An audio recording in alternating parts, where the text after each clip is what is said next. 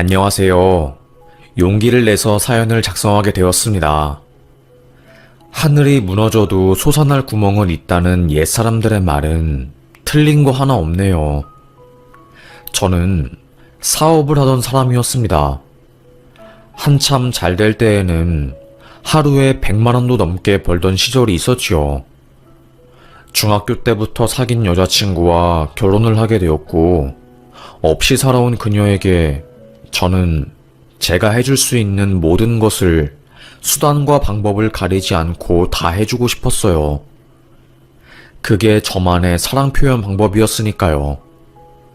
사업으로 한참 잘 될 때에는 그녀의 부모님에게도 집도 사주고 용돈도 드리고 아주 자랑스럽고 멋진 사위였습니다.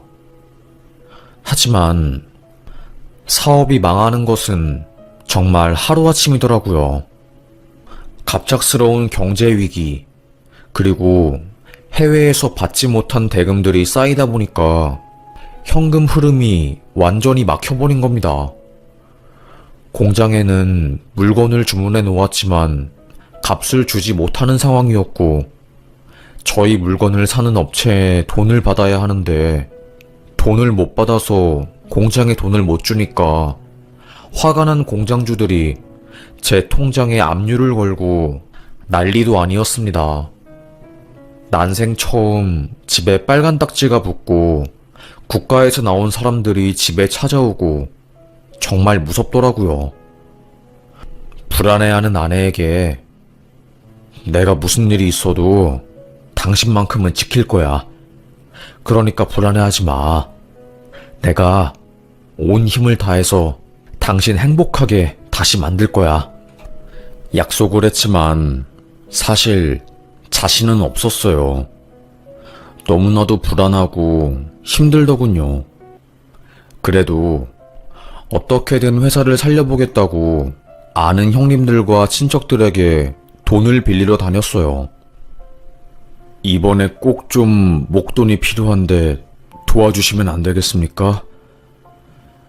아휴, 우리도 요즘 사정이 힘들어서 하루 벌어서 하루 먹고 사는 처지인데 모두들 경기가 안 좋으니 저를 도와줄 수 없다고 하더라고요. 제가 돈을 한참 잘 벌 때에는 그런 거 따지지 않고 주변 사람들 중에 힘든 사람이 있으면 두 팔 뻗고 도와줬는데 말이지요. 제가 힘들고 보잘것 없어지니까 잘 나갈 때 제 곁에 있어준 사람들이 하나 둘씩 떠나갔습니다. 그렇게 저는 결국 회사를 살리지 못하고 파산 신청을 하게 되었어요. 하지만 파산 신청이 완료되었다고 해서 모든 게 끝난 건 아니었죠. 제가 은행에서 빌린 빚은 그대로 남아 있었어요. 수억이 넘는 빚을 하루아침에 백수가 된 제가 갚기에는 너무나도 큰 돈이었습니다. 저는 스트레스로 인한 공황장애, 우울증, 불안증이 극심하게 오게 되었고 결국 쓰러져서 아무것도 하지 못했어요. 저희 아내가 저를 대신해서 식당에 나가 일을 하고 돈을 벌어왔지요. 그런 아내한테 너무 미안해서 앞에서 눈물을 흘린 적도 한두 번이 아니었습니다. 천사 같은 아내는 당신이 그동안 일하느라 힘들었잖아. 그러니까 이제는 내가 밖에서 일해서 돈 벌어올게. 알겠지? 너무 나한테 미안해하지 마. 저의 마음을 위로해 줄 줄 아는 그녀였습니다. 그래서 조금씩 운동도 하고 건강을 되찾은 저는 막노동을 하기 시작했습니다. 새벽부터 일자리를 얻기 위해서 인력사무소에 나가 따뜻한 믹스커피 한 잔으로 언손을 녹이며 3시간 넘게 기다리며 겨우겨우 일자리를 얻었어요. 하지만 매달 날아오는 빚 독촉 우편물들과 수많은 세금 관련 통지서들은 저와 아내의 숨통을 점점 조였습니다. 그러다가 처남이 암에 걸린 거였습니다. 성실하게 군복무를 하고 있던 처남은 하루가 멀다 하고 갑자기 매일 토를 하게 되었대요. 의무병을 찾아가니 백혈구에 이상이 있는 것 같다며 병원으로 보냈고, 그 병원에서도 서울에 있는 큰 병원을 찾아가 보라고 한 겁니다. 결국 정밀검사 결과 항암 치료를 해야 한다는 판정을 받은 거였죠. 그런데 문제는 항암 치료가 한두 푼이 드는 게 아니잖아요.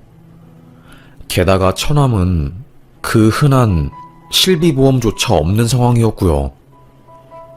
가족이라고는 장모님과 처남, 그리고 아내, 이렇게 세 가족인데, 장모님은 무릎이 아파서 일을 할 수 없는 몸 상태였고, 그 가족 중에서 돈을 벌 수 있는 사람은 아내뿐이었습니다. 고심 끝에 저는 아내를 놓아주기로 했어요. 나도 이제는 지친다. 우리 헤어지자. 당신 더 좋은 사람 만나. 여보, 그게 무슨 말이야. 나는 당신이 돈 못 벌어와도 괜찮아. 그냥 내 곁에만 있어주면 된다고. 됐어. 내 신경 쓰느라 처남 병원비도 못 마련하고 난 그런 거 싫어. 그리고 나 성공할 거야. 그리고 보란듯이 나만큼 더 잘난 여자 만날 거야. 저는 마음에도 없는 말을 내뱉으면서 아내를 내쳤어요. 상처받은 아내는 엉엉 울다가 제가 매섭게 헤어지자고 말하니 결국 이혼 소장에 도장을 찍어 주었습니다. 나만 바라보던 아내. 저는 그 당시 헤어지는 게 아내에게 좋은 거라고 생각했거든요. 어찌되었건 저는 아내와 헤어졌고, 아내는 처남을 돌보기 위해서 서울로 올라갔습니다. 하루아침에 혼자가 되어버리고 일자리도 마땅치 않으니 정말로 미래가 깝깝하더라고요. 그때 당시 제 심정은 출구가 없는 컴컴한 터널을 혼자서 터벅터벅 걷는 기분이었습니다. 그래도 포기할 수 없었어요. 성공해서 아내에게 다시 나타나고 싶었거든요. 비록 이혼은 했지만 여전히 가슴 시리게 사랑하는 그녀였으니 말이죠. 막노동을 매일매일 하루도 빠짐없이 풀타임으로 일하니까 돈은 빨리 모아졌습니다. 그래서 그 돈으로 저는 치킨집을 운영하기로 마음을 먹었어요. 같이 막노동하던 형님께서 모은 돈으로 통닭집을 하나 차렸는데 그걸로 한 달에 돈 500은 벌어간다는 이야기를 들었기 때문이에요. 너도 통닭집 하나 해라. 요즘은 치킨이 대세다. 피자고 스파게티고 그런 거 다 필요 없어. 요즘 세대 애들은 치킨이 최고야. 너 그거 가게 하나 제대로 차리면 노후 걱정 없어. 귀가 솔깃해진 저는 프랜차이즈점 치킨을 알아보았습니다. 그런데 입이 떡 벌어지더라고요. 상담을 갔더니 글쎄, 일단 인테리어 비용으로 최소 5천은 잡으셔야 해요. 그것도 저희가 시공사를 연결해 드리거든요. 그리고 달에 수익 30%는 본사에다가 주셔야 하고, 간판 비용부터 시작해서 모든 게 돈이었습니다. 적어도 2억은 있어야지 프랜차이즈 치킨집을 차릴 수 있더라고요. 돈이 돈을 번다는 말이 맞았습니다. 어느 정도 돈이 있어야지 가게를 차릴 수 있는데 서울에는 권리금만 기본 6천만 원이 넘어가니까 엄두가 안 나더라고요. 결국 저는 경기도 변두리 동네, 그러니까 간단히 말해서 권리금이 없는 상권이 안 좋은 동네로 넘어갔어요. 돈이 없으니까요. 그리고 프랜차이즈점은 당연히 포기하고 그나마 사람들이 좋아하는 옛날 통닭 치킨집을 차렸습니다. 양심은 지킨다고 닭도 좋은 거 사용했어요. 비록 단가 때문에 호수가 작은 통닭을 쓰긴 했지만 브랜드도 하림에 염지도 제가 직접 소금물로 다 작업하는 거였습니다. 적어도 저는 새벽 4시에 일어나서 가게에 출근했어요. 손질된 닭을 사는 것보다 통닭을 사는 게 더 원가 절감이 되기 때문에 아침에 배달 온 닭들 전부 손질하고 염지 2시간 하면 10시가 되더라고요. 그렇게 저는 하루를 시작했습니다. 동창들은 저의 소식을 알고 수군대더라고요. 그 녀석이 큰 공장 돌리고 꽤나 잘 나가더니 이번에 사업이 완전히 꼬꾸라져서 통닭 튀기면서 산대. 그러냐? 아휴, 인생사 아무도 모른다더니 그렇게 잘 나가고 돈 잘 벌던 그놈이 이혼하고 완전히 인생 망했구만. 저의 불행을 그저 술안주거리 삼아서 이야기하는 그 사실이 조금은 서글펐습니다. 나름 친했다고 생각했던 친구들인데 저에 대해서 그렇게 말을 하니 마음이 아프더라고요. 한때 돈을 잘 벌던 제가 못마땅했던 것인지 마치 저의 실패를 기다렸다는 듯이 이야기를 하더라고요. 그래서 저는 동창 모임에 가는 것도 싹 끊었지요. 치킨집 창업하고 나서 거의 3달은 적자였어요. 매일 통닭이 남으니까 이걸 뭐 어떻게 할 수가 없더라고요. 초반에는 앞에 있는 자동차 정비센터랑 옆에 있는 분식집 그리고 미용실집에 통닭을 나누어 주었어요. 아이고, 자네 이렇게 우리한테 아낌없이 주면 뭐 먹고 살려고 그래. 우리야 통닭을 참 좋아해서 이렇게 나누어 주면 그저 고맙긴 하다만. 아니에요. 장사가 요즘 잘 안 되어서 남으면 버려야 하니까 그래서 드리는 건데요, 뭘. 처음에는 동네 사람들도 무료로 통닭을 받으니까 좋아라 했어요. 그런데 시간이 지나니까 맨날 통닭을 드시니 물려하시는 게 보이더라고요. 그래서 저는 안 팔린 통닭을 몇 개 빼놔서 물에 불린 다음에 기름기를 쫙 빼고 동네에 돌아다니는 비둘기나 유기견들, 밥 못 먹고 굶는 고양이들한테 주기 시작했답니다. 그날도 마찬가지였어요. 다른 날과 다름없이 남은 통닭을 밖에 냅두고 가게 청소를 하고 있었습니다. 기름을 사용하는 집이다 보니까 하루 장사가 끝나면 온 사방에 기름이 튀어 있었거든요. 술을 가지고 와서 바닥부터 시작해서 벽까지 기름때 묻은 거를 아주 빡빡 청소하고 있었습니다. 그때 갑자기 우당탕 소리가 나는 겁니다. 놀란 저는 황급하게 밖을 나가보니 남은 통닭들을 밖에서 식히고 있었는데 그 쟁반이 떨어진 거였어요. 분명히 10마리를 앞에 두었는데 떨어진 통닭을 세보니까 8마리더라고요. 저는 속으로 아니, 여기 위에까지 고양이가 뛰어 올라와서 가지고 갔나? 이상하네. 고양이들이 그렇게 힘이 센 것도 아니고.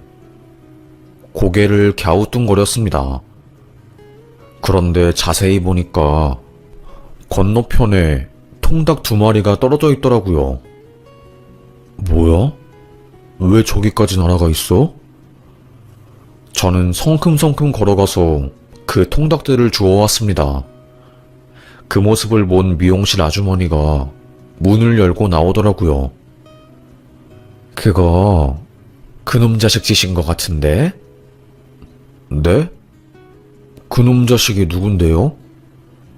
아니, 아까 수건 말리려고 나왔는데 어떤 놈이 나를 보고 막 도망가더라고. 그때 통닭 담은 쟁반이 떨어지면서 닭들이 다 떨어지고 그놈이 손에 있던 통닭을 도로에 버리고 도망가더라고. 있어. 동생이랑 둘이 사는 저기 달동네 위에 사는 애. 배가 고파서 훔치려고 한 건가? 걔가 원래 그런 애가 아닌데. 참 순한데. 혀를 끌끌 차면서 안타까워하더라고요. 저는 자세한 이야기를 더 듣고 싶어서 막 캐물었어요. 미용사 아주머니는 귀찮다는 듯이 저에게 말을 해주시더라고요. 우리 동네에서 오래 산 사람들은 다 알지. 알코올 중독 걸린 애 아빠가 그 집을 부수고 동네에서 난동을 피우고 난리도 아니었어. 그 집 장남이 그것 때문에 엄청 힘들어해가지고 중학교도 끝까지 못 다니고 대안학교 다니다가 고등학교는 진학을 안 했다고 하더라고. 초등학교 때는 그렇게 영리하고 똑똑해서 상도 받고 그랬는데 말이야. 대충 이야기를 들어보니까 배가 고파서 밖에 내놓은 통닭을 훔치다가 옆집 미용사 아주머니에게 걸려서 도망간 것 같아 보였어요. 괜히 내내 마음이 쓰이더라고요. 요즘 이렇게 좋은 시대에 배가 고파서 통닭을 훔치다가 걸려서 도망갔다는 게 조금 마음이 무거웠습니다. 저는 미용실 아주머니에게 그 형제가 사는 집을 물었습니다. 노랑로 233-4길이라고 하더라고요. 알겠다고 하고 저는 매장 청소를 마저 다 했어요. 물 청소도 하고 기름때도 싹 뺐지요. 그런데도 마음 한켠이 무거웠습니다. 양손에는 남은 통닭을 검은 색깔 비닐봉다리에 넣고 그의 집을 찾아 나섰습니다. 아휴, 저녁이라서 바람도 시원하고 날씨도 좋았는데 어찌나 그 달동네가 높고 높은지 뜨거운 땀이 뻘뻘 나는 겁니다. 저도 막노동하면서 나름 근육도 키웠고 체력이 약한 편이 아닌데 정말 현기증이 나더라고요. 제가 하도 얼굴이 시뻘개져서 헉헉거리며 올라가니 위에서 내려오던 할머니가 저를 안쓰럽게 보고 요구르트를 하나 건네주시더라고요. 힘들제? 여기 사는 사람들은 익숙해서 괜찮은데 꼭 처음 온 사람들이 죽을 것 같이 힘들어 하더라.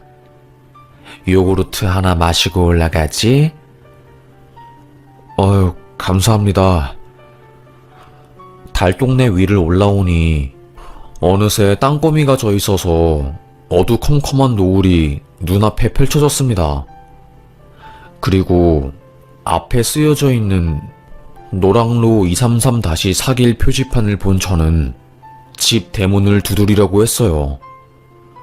대문이라고 말하기도 좀 그런데 철문이 녹슬어가지고 조금이라도 손으로 밀면 와르르 부식될 것 같이 보였습니다. 안에 집도 지붕은 판자로 대충 덧대놓은 것 같았고 집이라고 하기에도 민망한 수준이었어요. 그때 집에서 한 꼬마아이의 목소리가 들리는 겁니다. 형, 오늘 내 생일인데 통닭 사준다고 했잖아. 통닭은 어딨고 밥이랑 김만 있어. 형이 약속했잖아. 형이 오늘 말고 내일 통닭 가지고 올게. 응? 오늘은 그냥 김이랑 해서 밥 먹자. 왜 통닭 안 주는데? 진짜 왜 그러는데? 순식간에 동네는 아이의 울음소리로 가득 찼습니다. 서럽게 우는 아이에게 매섭게 눈물을 삼키며 혼내는 형의 목소리가 연이어 들렸어요. 너 이렇게 형한테 통닭 사달라고 자꾸 떼쓸래? 왜 이렇게 형을 힘들게 하는 거야? 통닭 달라고. 진짜 죽고 싶다. 그냥 너 죽고 나 죽자. 왜 이렇게 인생 거지 같은 거야? 결국 폭발한 두 형제였습니다. 형은 울고 동생은 서러워서 소리치고 그 소리를 밖에서 듣는데 마음이 아프더라고요. 저는 문을 똑똑 두드렸어요. 울음소리가 뚝 그치고 얼마 지나지 않아서 그 형이라는 애가 대문을 열고 나오더라고요. 누구세요? 저를 보자마자 엄청 놀란 눈치였습니다. 저는 별일은 아니고 아저씨가 저기 밑에 있는 통닭집 사장인데 통닭이 오늘 너무 많이 남아서 기부를 좀 하고 싶어서 그런데 옆집 미용실 아주머니가 너네들을 소개시켜줬거든. 착하고 예의 바른 아이들이라고. 그래서 혹시 괜찮으면 통닭 먹을래? 정말요? 그 순간 그 아이의 눈빛은 경계가 가득한 눈빛에서 바로 온화한 눈빛으로 바뀌더라고요. 그리고는 갑자기 대문을 나와서 저를 데리고 뒷골목으로 데리고 가더라고요. 아저씨 죄송해요. 제가 사실 오늘 동생 생일이라서 동생한테 꼭 통닭을 사온다고 했거든요. 그런데 돈이 없어서 그래서 제가 아저씨 가게 앞에 있는 통닭을 훔치려다가 실패했어요. 정말 죄송합니다. 미리 사과드렸어야 하는데. 꺽꺽 울더라고요. 저는 속으로 이 아이가 나쁜 아이는 아니구나. 그래서 꼭 안아주었어요. 사실 아저씨도 알아. 알고 온 거야. 그럴 수도 있지. 앞으로 안 그러면 되는 거야. 배고플 때 항상 아저씨네 가게에 와. 알겠지? 동생 데리고 언제든지 와. 그렇게 그날 저는 챙겨온 통닭을 가지고 아이의 집에 가서 함께 나누어 먹었습니다. 그 녀석 동생은 우와 형, 이 통닭 뭐야? 엄청 좋아하더라고요.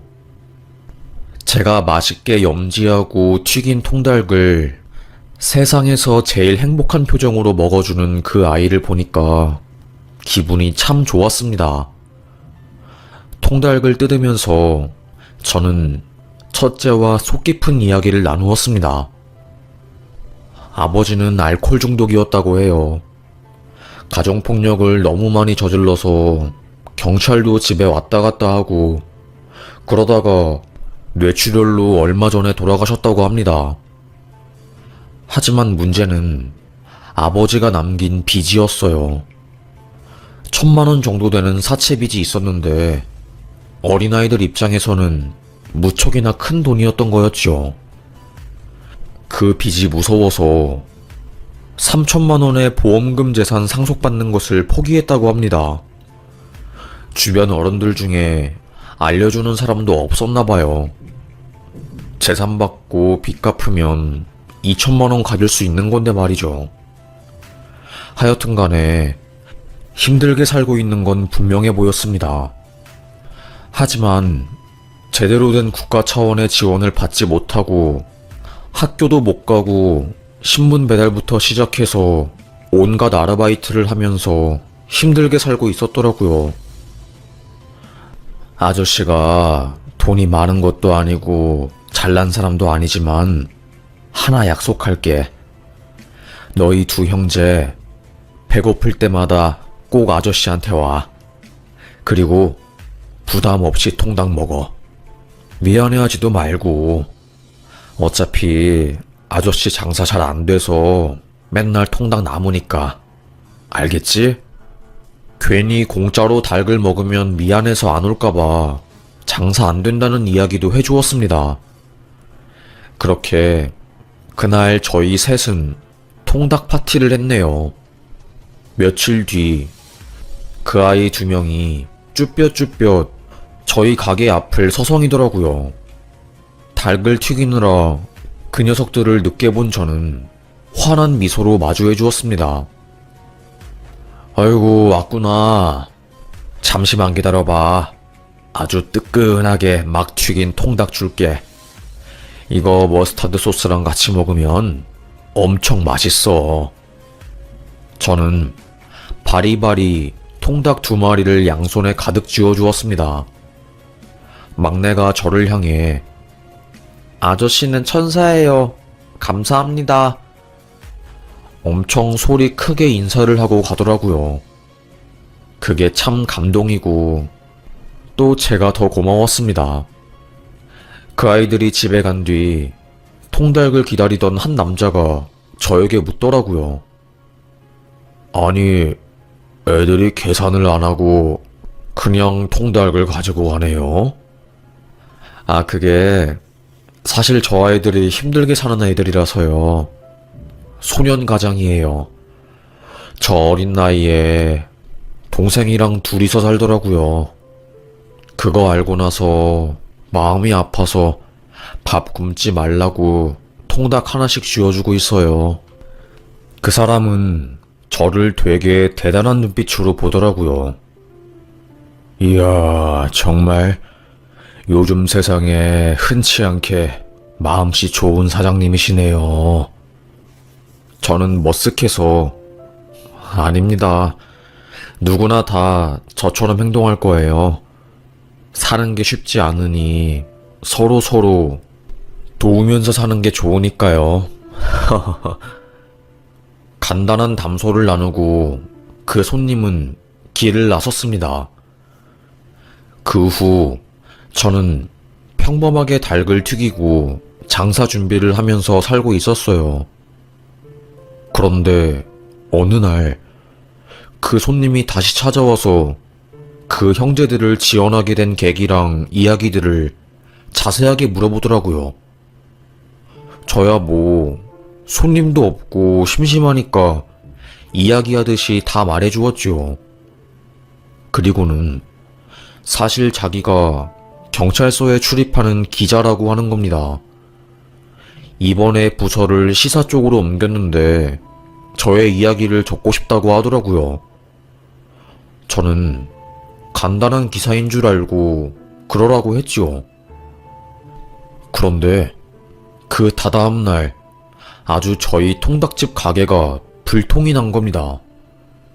전화기가 쉴 새 없이 울리고 옆집 미용실 아주머니부터 시작해서 앞집 카센터 아저씨까지 전부 저에게 찾아와서 천사냐고 우리 몰래 그렇게 좋은 일을 했냐면서 묻더라고요. 저는 놀라서 어떻게 알았냐고 하니 글쎄 제 이야기가 인터넷 뉴스 기사 1면에 나왔대요. 저희 가게 사진도 대문짝만하게 나왔고요. 거기 안에서 제가 닭 튀기는 모습도 같이 찍혀 있었습니다. 이렇게 크게 사연이 퍼질 줄은 꿈에도 몰랐던 저는 전국 각지에서 몰려드는 주문 전화에 그날 새벽 2시까지 집에 들어가지를 못했어요. 그리고 사회 소외계층을 챙기라는 전화가 동사무소에 빗발쳐서 사회복지사랑 담당 직원들이 그 아이들을 위한 보조금 지급 방법을 바로 알아보고 난리가 났다고 하더라고요. 하루아침에 저는 인생이 아예 뒤바뀐 거예요. 전국에서 몰려드는 치킨 주문이 하루에 300통을 넘었고 감당할 수 없는 주문량에 알바생까지 고용했지요. 인터넷 신문 기사 1장에 저의 사연이 대문짝만하게 적혀 있으니까 엄청 많은 사람들이 그걸 보고 감동을 받았나 봐요. 요즘 세상에 저런 가게 없다. 가게 어디냐? 아주 돈줄을 내주자.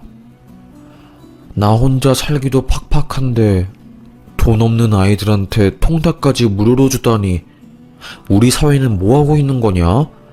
당장 저 가게 아저씨한테 상이라도 줘라. 등등의 댓글이 엄청 달린 거였습니다. 그 기사 덕분에 저는 망해가기 일보 직전인 치킨 가게를 되살릴 수 있었고 그 지경을 넘어서 대박이 나게 되었어요. 그리고 그 아이들은 학교 생활비와 기초생활수급자 비용 등등을 지원받을 수 있게 되었습니다. 그리고 그 무엇보다 좋은 소식은 소식이 끊긴 그 아이들의 엄마에게서 연락이 왔대요. 가정폭력을 못 이기고 이혼한 아이의 어머니는 강원도 산골에서 혼자 살고 있었답니다.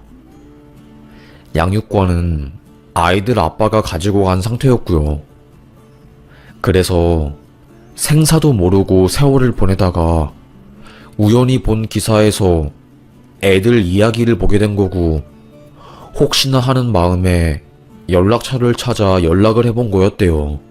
그 전에는 아이들을 만나려고 하면 애 아빠가 죽일 듯이 패서 포기했는데 애 아빠도 없으니 눈물을 펑펑 흘리면서 바로 애들을 만나러 갔다고 합니다. 맏형이 저에게 찾아와서 절을 했어요. 아저씨 덕분에 저희 형제한테 사랑이 찾아왔어요. 엄마를 다시 찾고 싶었는데 기사 덕분에 이렇게 엄마도 다시 찾게 되고 무엇보다 이제 우리가 지원도 받고 가족이 다시 뭉치게 되어서 너무 고마워요. 옆에 있는 그 아이의 동생도 아저씨 진짜 감사합니다. 슈퍼맨보다 아저씨가 최고야. 아저씨는 진짜 대단해. 어리광을 부리면서 제 다리를 붙잡고 막 빙빙 돌더라고요.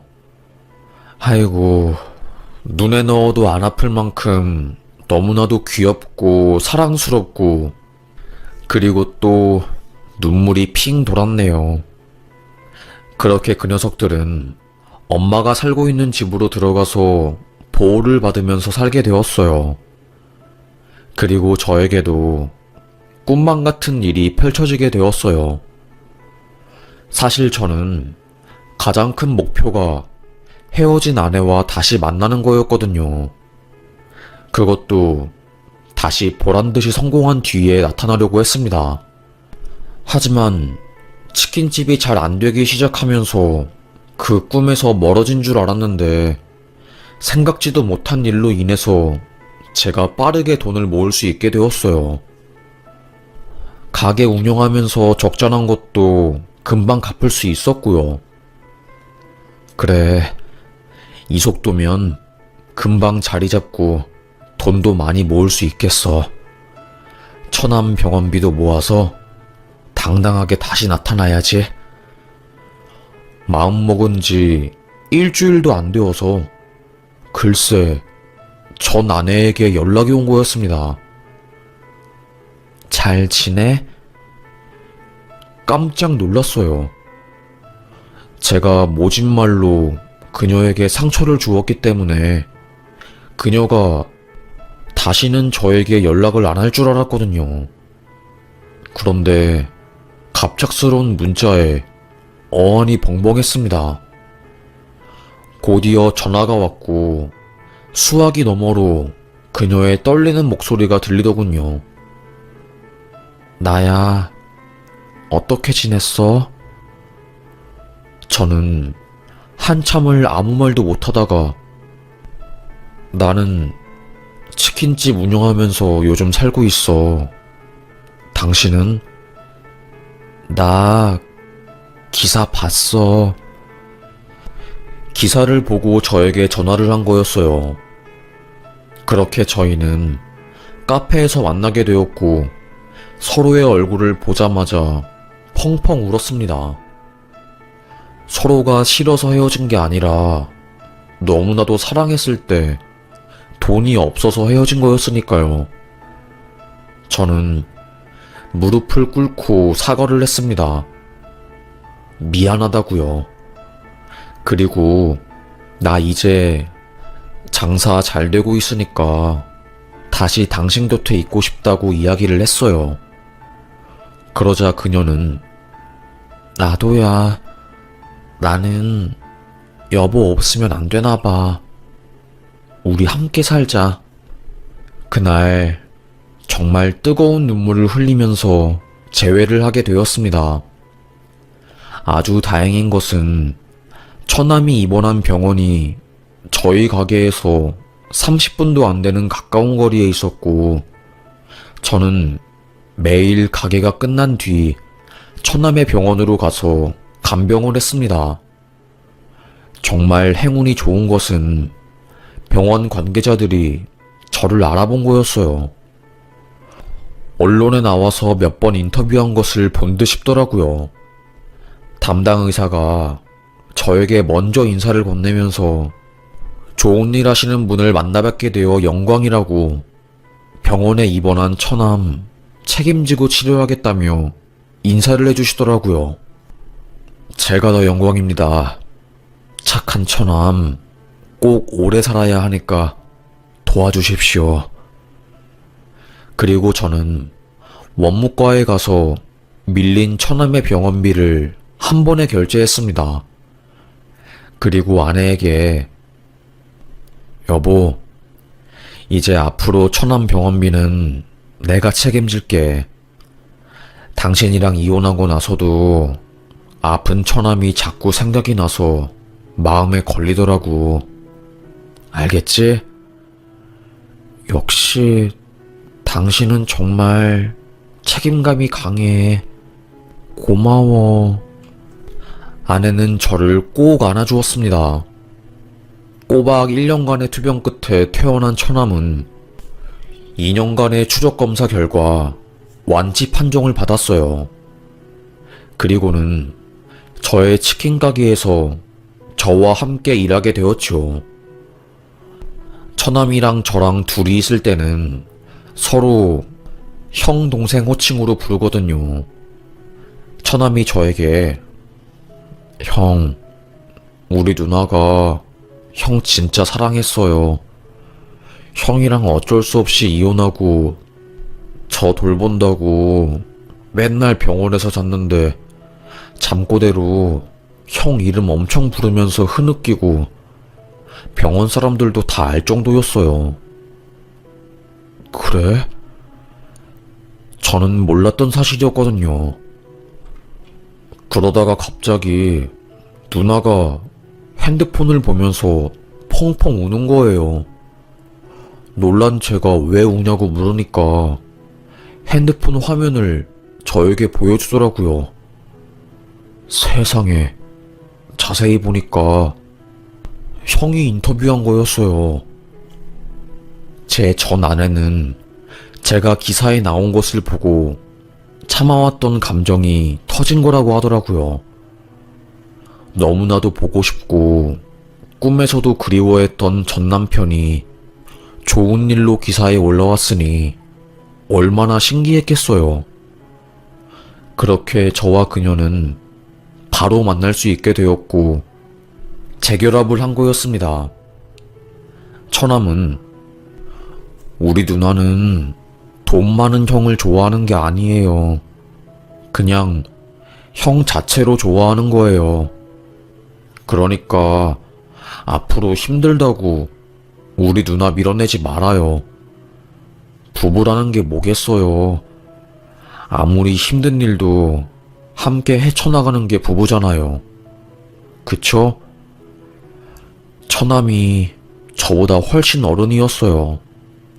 저는 고개를 끄덕이면서 다시는 네 누나를 놓치지 않을 거라고, 두 번 다시 똑같은 실수를 하지 않을 거라고 하면서 강하게 말을 했네요. 사실 정말로 사소한 일이었어요. 그런데 이게 나비 효과처럼 퍼져서 제 인생이 바뀌게 된 거였죠. 사업 망하고 이혼까지 한 채가 치킨집을 차렸지만 권리금도 없는 곳이라서 당장 망하게 생긴 처지에서 하루아침에 전 국민이 알게 된 치킨집 사장이 되어버렸으니까요. 그것보다 더 다행인 것은 아이들이 엄마를 찾게 되었고, 이제는 보호자 밑에서 안전하게 그리고 행복하게 살 수 있게 된 게 정말 마음이 놓이네요. 전국에 소년소녀 가장이 얼마나 많을지, 그리고 또 그 아이들이 얼마나 힘들게 살지 상상이 안 갑니다. 앞으로도 저는 제가 할 수만 있다면 그 아이들에게 도움을 주고 싶어요. 쉽지는 않겠지만, 그리고 넉넉하지 않은 상황이지만 노력을 해보려고 합니다. 나의 작은 손길이 많은 아이들을 살릴 수 있다는 것을 깨달은 사건이었고, 남에게 좋은 일을 하면 나에게도 돌아온다는 것을 절절하게 깨닫게 되었네요. 그리고 이번 기회를 통해서 저를 도와주신 많은 분들에게 감사하다는 인사를 드리고 싶습니다. 먼 곳에서 일부러 저희 치킨 가게까지 찾아와서 치킨을 구매해주신 분들과 일부러 저희 가게에서 단체 주문을 해주신 회사분들, 정말 모두 감사합니다. 제가 반드시 살면서 이 은혜 잊지 않고 어떤 방법으로든 갚아나가면서 살도록 하겠습니다.